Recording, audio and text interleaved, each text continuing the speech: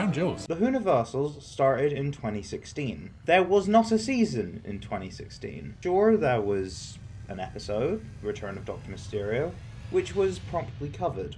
But the first full season we covered on this channel, as it came out, was Series 10. Naturally, I reviewed some episodes. So the question becomes, what if the Crown Jewels are episodes I have covered before? Back when we were doing the Series 10 reviews, it was decided that I would do episode 5, Oxygen, as well as the finale, World Nothing Time and the Doctor Falls. As time has gone on, I have realised that they are by far the best episodes of the season. Now that's not to say, oh, they became my favourite because I reviewed them. No, I really enjoy the season in general. Choosing an honourable mention is going to be difficult, because I genuinely think there is only one story that doesn't deserve to get that title in this season, and that's The Lie of the Land. Every other story in the season I genuinely think would be an easy contender for Crown Jewels in other seasons. I must give a massive shout out to the first half of the season, because it's a really good mood setter.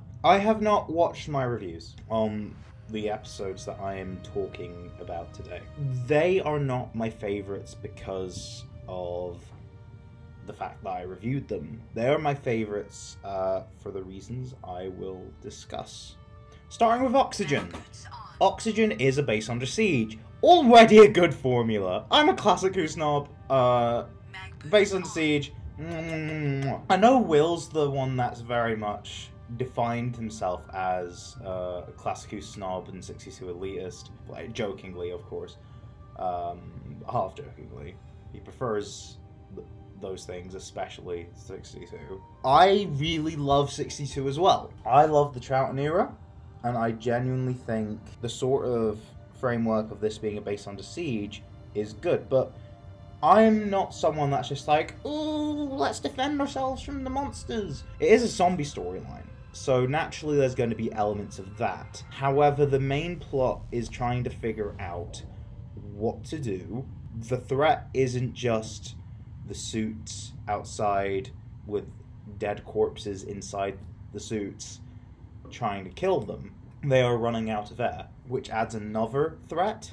And not only that, the whole reason they're still alive is because their suits were faulty, which means there's a third layer of it, which really impacts Bill in particular. Now I've mentioned Bill, let me explain. She's in my top 3 New Who companions. I definitely love, I love Martha, I love Donna, I love Bill. And Bill's very special to me because she was the first companion I really truly loved since, Amy and Rory went. So, yeah. Then again, I wasn't a fan of Clara. Still, I'm not really that much, but, what can you do? And Bill was such a breath of fresh air, and as someone who was trying to figure out their sexuality, I kind of needed a character like Bill to really ground me and tell me that's okay. And not only that, she's just fun to be around.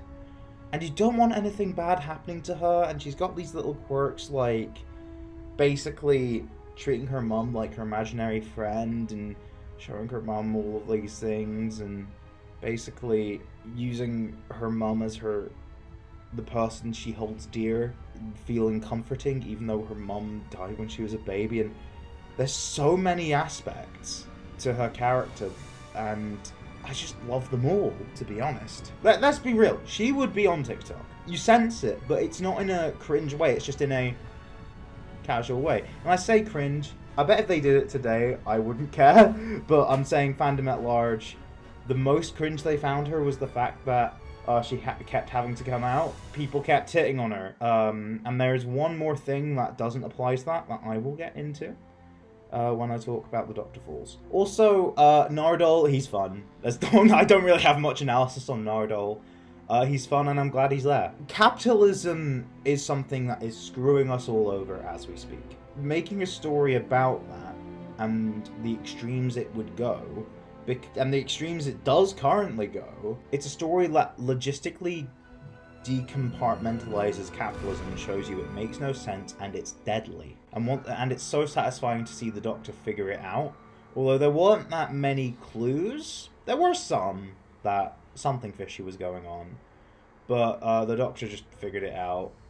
But it was set up and paid off, and yeah. Jamie Matheson is great at this sort of thing, like with just basically characterizing the Doctor and characterizing the companions and making sure that even if something does kind of come out of nowhere, it is set up enough. I did mention there was a problem with Mummy on the Orient Express, but this story does set up a good supporting cast who you do want to root for, who do get picked off. And not only that, the villainous concept is handled superbly as well. I wouldn't expect any less from Jamie Matheson. He's someone that people don't really talk about much anymore because, like, people don't really want to talk about the Capaldi era other than, like, Heaven Sent and the finale and everything to do with Stephen Moffat's decisions. But I feel like when people do, yeah, obviously Jamie Matheson comes up because he is the best guest writer of the Capaldi era, and I do want him to come back someday. Evidently, because he wrote the best episodes of Series 8 and one of the best episodes of Series 10. The thing that Oxygen does that I think I wanted Doctor Who to do for a long time, and I still kind of do want Doctor Who to do because it was quite refreshing to see this happen. It's not only the kind of episode or the kind of structure for an episode that I really like. Not only is it paced well, not only is it characterized well, not only are the multifaceted threats done really well, but it's an episode where decisions have consequences. The TARDIS is gone, they can't leave. The sonic screwdriver is gone. The Doctor needs to have more quick wits. He can't just fix everything with the sonic screwdriver. The Doctor goes blind trying to save Bill.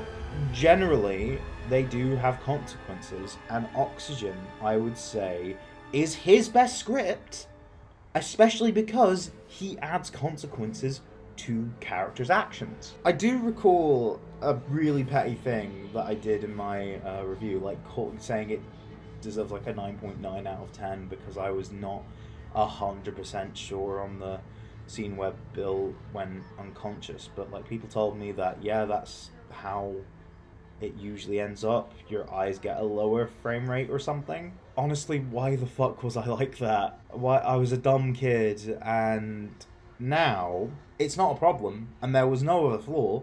It's perfection. I genuinely think it's probably one of my favourite Doctor Who episodes of all time. But it's not in my top 5, unlike the finale. Oh my god, the finale. If Heaven Sent was like a glass of whiskey, you know, it burns, it hurts you, but in a good way. The Series 10 finale is like 2 glasses of whiskey, because it's twice as long. Michelle Gomez as Missy is an iteration of the Master I've grown to love more and more over time, and it started in Series 10 because I honestly think she's well written, a pretty decent concept.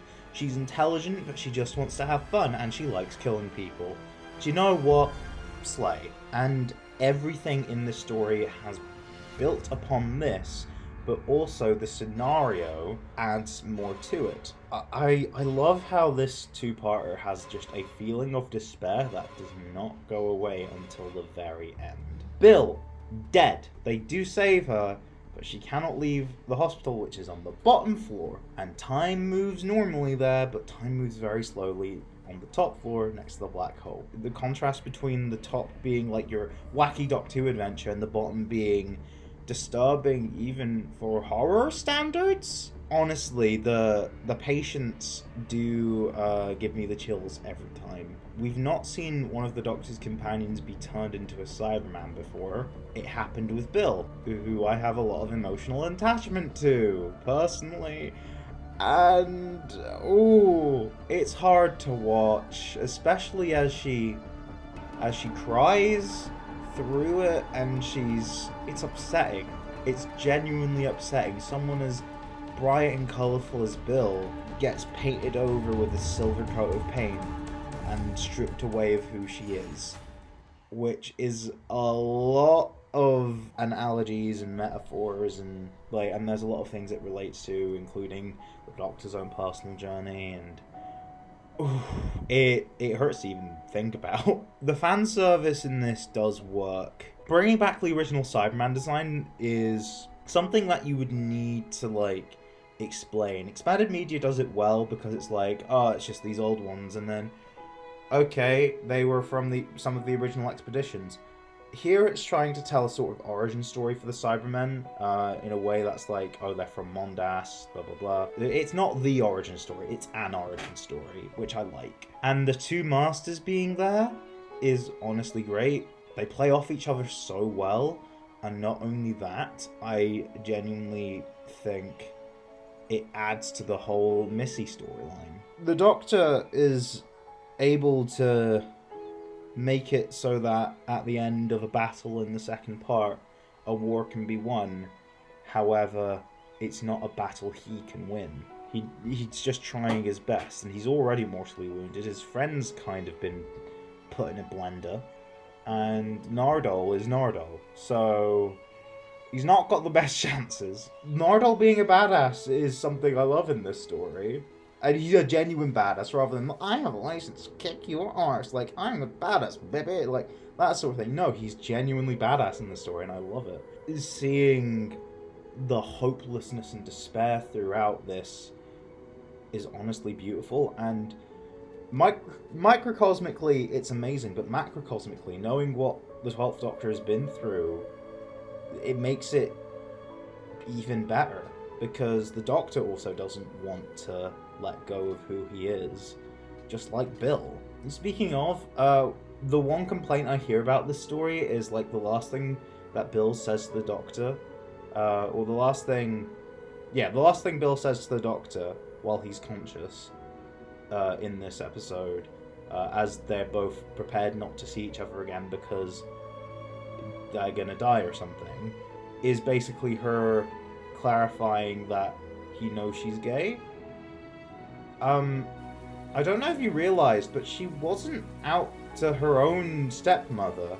She's out to this other sort of parental guardian figure. This is big for her. She's happy that she was able to be herself around him. And she was happy that he was perfectly fine with it. And that says a lot. And it's honestly touching.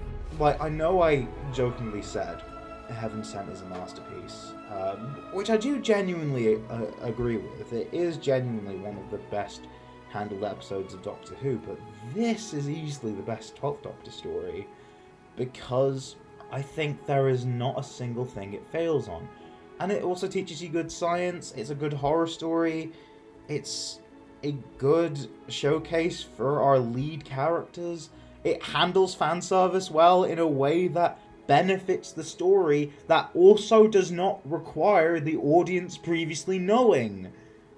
It makes it better, but it's not required. And it's a perfect ending to each of the characters involved, because the characters who have appeared before, even if you count the two incarnations of the Master as separate characters, they all have an ending. Even though, like, the Doctor's got another one in him, and Bill also makes an appearance, and so does Nardole. But it's a perfect ending. Now it's time to talk about the 12th Doctor in Series 10. If Series 10 was his only season, he would easily be my favourite Doctor of them all. He perfectly encapsulates what it means to be the Doctor. I have issues with the Doctor's characterization in the first two seasons, but that's more a stylistic thing, and I'm just like, these things prevent me from calling him my favourite because of the interactions with Clara. Not saying that they're bad, it's more of a me thing. So if the 12th Doctor's your favourite, I completely get it. The thing is, it's kind of difficult to try and compare, because I love the 7th Doctor, I love the 9th Doctor, I love the 2nd Doctor, I love the 1st Doctor, I love the 4th Doctor, I love the 6th Doctor. I also love the 12th Doctor. He makes a character-defining speech. No music, no nothing. Just Peter Capaldi acting his heart out, stating who the Doctor is fundamentally. Bill gets a happy ending at least, and I'm happy about that. And, however, basically said, I know when you're crying because I gave you my tear. And then Bill hoping the Doctor survives, and then giving him her tear. Wow, I am actually tearing up. Man, I love this story. It's easily one of the best. in Doctor Who, full stop. I talked about Oxygen as well because I thought it would be interesting, and it is my second favourite story of the season. Because, you know, it's interesting to see, like, how my opinions have changed on your end. I've not checked on my end because I didn't want to ruin any honest output. What do you think of Series 10? What do you think of easily, like, probably one of, if not my favourite TARDIS teams? To continue with the anniversary celebrations, I'm not moving on from the Moffat era just yet. I'm actually going to be discussing the Christmas specials, so I'm not moving on to Jodie, I'm not moving on to the 13th Doctor just yet.